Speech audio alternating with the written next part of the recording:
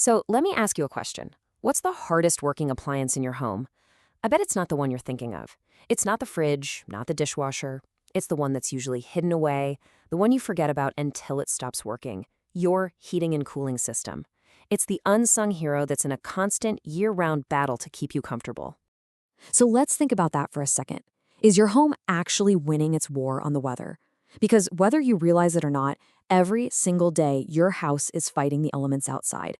And this is at the very heart of that battle. If you live somewhere with real seasons, your HVAC system has to fight a 90-degree temperature swing. Think about that. From freezing cold winters to ridiculously hot summers. That is a massive, massive challenge for any single piece of machinery. So, what does this constant war with the weather actually do to your system? Well, let's pull back the curtain and take a look at the secret stresses it's dealing with day in and day out. The difference is just wild. If you're in a moderate climate, an HVAC system has it pretty easy. But in a place with big temperature swings, that constant stress just wears everything out so much faster. We're talking about critical parts like the compressor, which is basically the heart of your air conditioner, and the blower motor that pushes all that air through your house. They just get hammered. And this work is absolutely relentless. It's not just for a couple of tough weeks a year. You've got November all the way through March, where the system is cycling like crazy for heat. Then you get a tiny break, and bam, June through September, it's running full tilt for intense cooling. There's really no off-season to speak of. So when all that stress finally wins the battle, what actually breaks? What gives out? Let's look at the most common reasons you suddenly find yourself freezing cold or sweating through the night. The classic winter emergency. When the temperature really drops, your furnace is turning on and off almost constantly. This just burns out the igniter or the flame sensor, and then, all of a sudden, no heat. This is probably one of the top calls a technician gets on a sub-zero night. Now, in the spring and fall, you get this freeze-thaw cycle happening in the ground. All that movement can put a ton of stress on the delicate copper lines that run to your outdoor AC unit, creating these tiny, tiny pinhole leaks. And when the refrigerant gets low, your AC can't cool right. Even worse, it can lead to catastrophic failure of that super expensive compressor. And this is the silent killer of your energy bills. Over the years, the joints in your ductwork can start to separate, especially in those out-of-the-way places like basements or crawl spaces.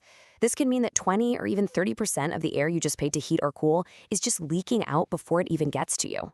Okay, so you've got a problem. The technician comes out and gives you a repair quote. Now you are staring down the barrel of the single most critical decision a homeowner can make about their HVAC. Do you fix it, or is it time to replace the whole thing? This is the big one, right? It's a huge dilemma. We're talking about a decision that could cost you thousands of dollars, and it's going to affect your comfort and your bills for the next 10 or 15 years, so, no pressure. Thankfully, there's a really simple rule of thumb that can help you take all the emotion and guesswork out of this decision. It's called the $5,000 rule, and it uses a super straightforward calculation to point you toward the smartest financial choice. It's actually so simple. All you do is take the age of your system, in years, and you multiply it by the estimated cost of the repair. That's it.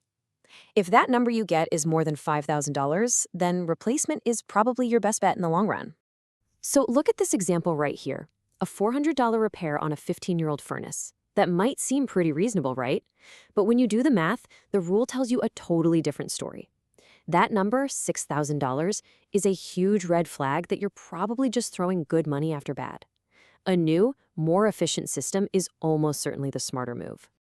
Okay, so you've made the call to either repair or replace. Great. Now comes the next hurdle. How in the world do you find a pro you can actually trust to do the job right? Let's talk about what great service actually looks like so you know exactly what to look for. And this is really important. Before you let anyone start working on your system, you have to make sure they can check a few non-negotiable boxes. Think of this as your personal checklist to protect your home and, honestly, your wallet. All right, here we go. First, they absolutely must give you transparent, upfront pricing in writing. No surprises. Second, they have to pull the proper permits for any big installation. This is a huge one we'll talk more about. Third, their techs need to be EPA certified to handle refrigerant safely.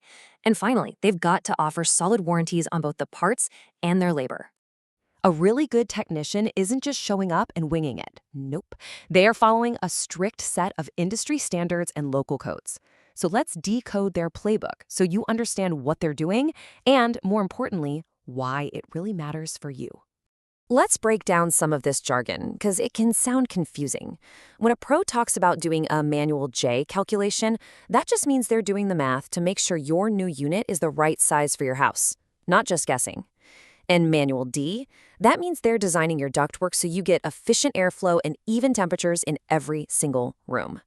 So why do we care so much about all this paperwork? Well, a company that pulls permits and gets their work inspected isn't just following the rules, they're literally protecting you. This whole process makes sure the installation is safe, that it's up to code, and, this is critical, that your homeowner's insurance will actually cover you if something goes wrong. So, there you have it. You now understand the war your HVAC system is fighting every day, you know what usually breaks, and you've got the tools to make smart decisions about it. The only real question left is, what's the story of your system? And are you going to make sure it's ready for the next battle?